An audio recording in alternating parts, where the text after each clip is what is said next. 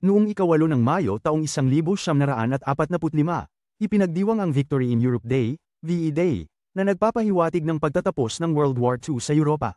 Ito'y sumunod sa walang kondisyong pagsuko ng Germany sa mga Allies, na nagdala ng ginhawa sa napinsalang kontinente. Noong 1886, sa araw na ito, ay imbento ni Dr. John Pemberton ang Coca-Cola, na orihinal na inilaan bilang isang gamot na may patent. Ang imbentong ito ay magpapatuloy upang maging isang global na kinikilalang tatak, na may malaking impluwensya sa kulturang pang-consumer sa buong mundo.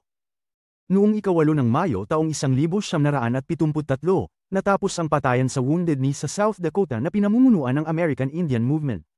Ang 71 araw na okupasyon, na nagpoprotesta sa pagtrato ng pamahalaang US sa mga Native Americans, ay nagresulta sa mas malawak na kamalayan at mga reforma sa mga patakaran ng US para sa mga Indian.